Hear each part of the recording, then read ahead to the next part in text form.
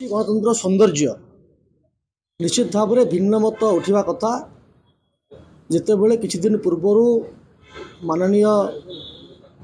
केंद्रमंत्री जो कथा उठे रेभेन्सा सेटा तांकर व्यक्तिगत मत एवं ना परिवर्तन को नहीं तर्जमा योग्य बोली कही तर्जमा करवा पाद हवा विवाद हवा नुआ से विषय नुआ कथा सृष्टि हवा निश्चित भाव में एक गणतांत्रिक पद्धति ताकू अस्वीकार करूना किंतु तीन थर विधायक विरोधी दल जे विधायक अच्छा कथा आज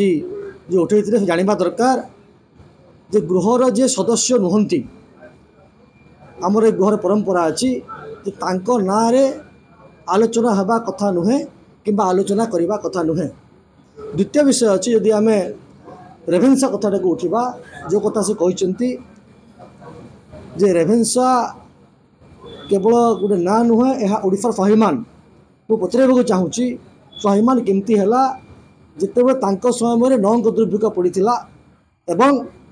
30 लाख ऊर्ध्व लोक से प्राण हरते और कहीं हरते हरते जे जेतिकी धान मौजूद थिबा कथा लोकों आवश्यकता से धान मौजूद अच्छी बोली से रिपोर्ट देते तो से सरकार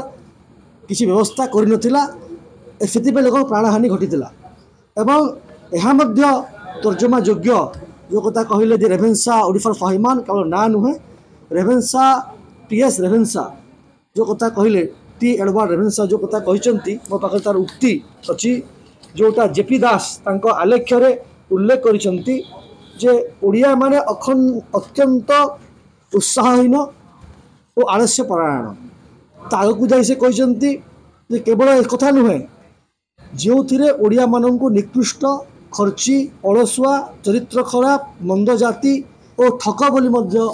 से कथा से एडवर्ड रेभेन्सा कहते बोलिक उल्लेख अच्छी एवं स्वाभिमान से केमती हेले आहरी गोटे मोर प्रश्न है जे फकीरमोहन सेनापति जो कहते उच्च प्रशंसा करते आत्मजीवन से लिखिं 1866 मसीह तत्कालीन कमिशनर रेभेन्सा सरकार को भूल रिपोर्ट देते जे ओडिशा जी धान मौजूद अच्छी से वर्षकर परिस्थिति नियंत्रण हो पार एपाई 30 लाख लोक प्राणहानि घटी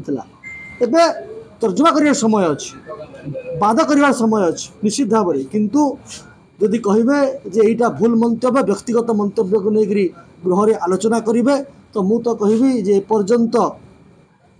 विजु जनता दलर उपनिवेशकता जो अच्छी उपनिवेशक जो मानसिकता पर जाना जो बाहर राज्य लोक शासन करुले बाहर राज्य आयस आसी चलैबार जो अभ्यास थिला से व्यवस्था रही जाइए मु तो कहबी जे जेते बेले रोम जड़ूला से नीरो बंशीवादन करुले से भाई भाव में जिते बड़े ओडिशार लोक 30 लाख लोक दुर्भिक्ष